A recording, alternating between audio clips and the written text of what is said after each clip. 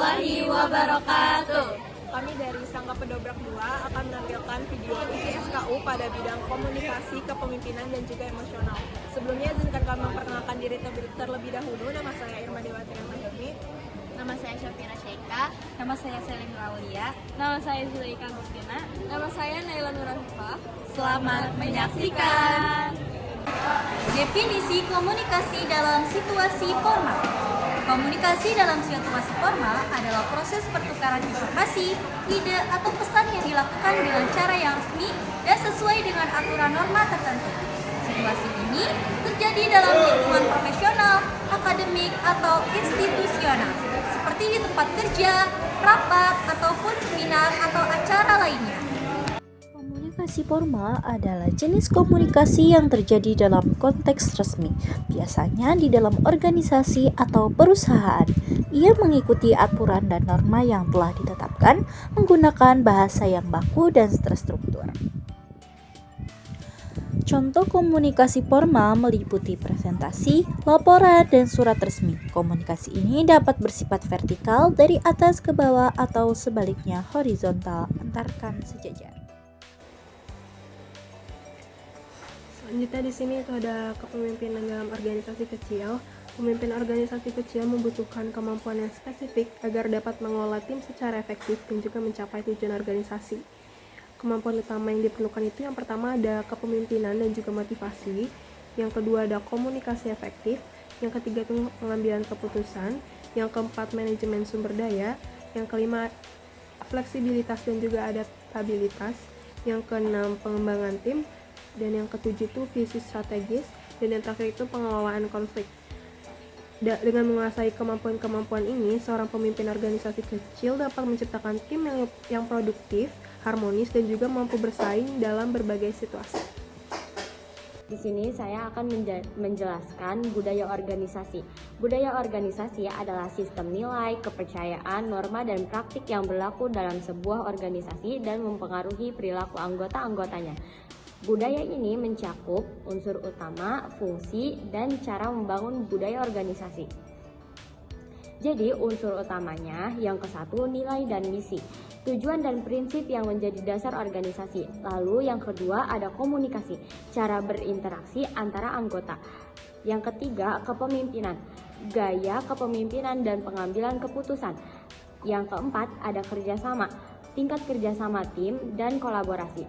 Yang kelima, ada inovasi, kemampuan beradaptasi dan mengembangkan ide baru. Lalu fungsinya, yang pertama ada mendorong motivasi dan kepuasan kerja. Yang kedua, meningkatkan kesadaran dan kebanggaan organisasi. Yang ketiga, mengarah perilaku dan keputusan. Yang keempat, membangun identitas organisasi. Yang kelima, meningkatkan kinerja dan produktivitas. Lalu, cara membangun budaya organisasi adalah komunikasi efektif, kepemimpinan yang kuat, pelatihan dan pengembangan, penghargaan dan pengakuan, dan yang terakhir keterlibatan karyawan. Sekian, terima kasih. Di sini saya akan menjelaskan tentang kontrol emosi dalam situasi formal. Yang pertama ada sebelum situasi formal. 1. Persiapan. Pastikan Anda telah mempersiapkan diri dengan baik sebelum situasi formal, seperti mempersiapkan materi presentasi atau memahami topik diskusi. Yang kedua ada relaksasi. Lakukan teknik relaksasi seperti pernafasan dalam, meditasi atau yoga untuk mengurangi stres dan kecemasan. Yang ketiga ada pikiran positif. Fokus pada pikiran positif dan percaya diri untuk meningkatkan kepercayaan diri. Lalu ada selama situasi formal. Tetap tenang dan tidak terburu-buru dalam berbicara atau bertindak. Lalu yang kedua, pengendalian emosi. Jangan biarkan emosi negatif seperti marah, sedih, atau takut mengganggu situasi formal. Yang ketiga, fokus pada topik. Fokus pada topik diskusi atau presentasi dan jangan terganggu oleh hal lain. Yang keempat, menggunakan bahasa yang tepat. Gunakan bahasa yang formal dan sopan untuk menghindari kesalahpahaman atau konflik.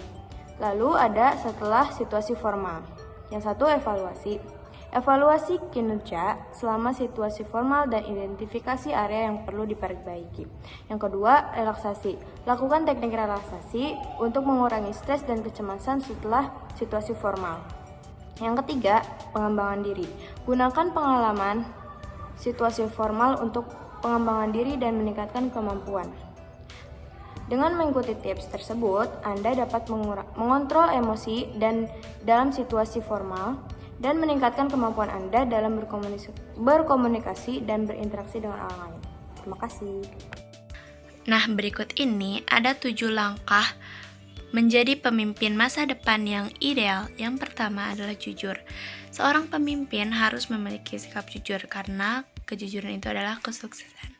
2. Memiliki kreativitas yang tinggi. Seorang pemimpin memberikan inovasi baru agar tidak menonton. Yang ketiga, tidak sekedar memberikan perintah. Jadi seorang pemimpin itu memberikan kontribusinya agar pekerjaan dapat terselesaikan dengan cepat dan baik. Yang keempat, menerima kritik dan saran. Jika seorang pemimpin diberikan kritik ataupun saran, sebaiknya ia menerimanya karena itu merupakan suatu hal yang baik bagi seorang pemimpin dan jangan tidak boleh egois. Yang kelima, kemampuan retorika atau kemampuan berkomunikasi. Seorang pemimpin bukan wajib tapi lebih ke kemampuan dia dalam berkomunikasi. Jika dia terlalu pendiam atau introvert, dia tidak akan menjalin komunikasi dengan yang baik. Yang keenam, terbuka dengan berbagai ide dan gagasan baru.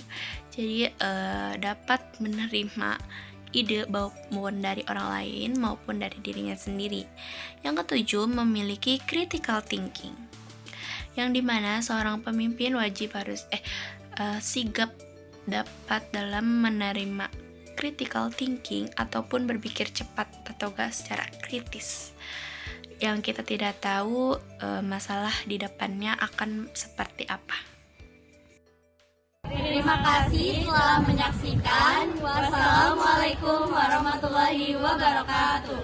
Salam Pramuka.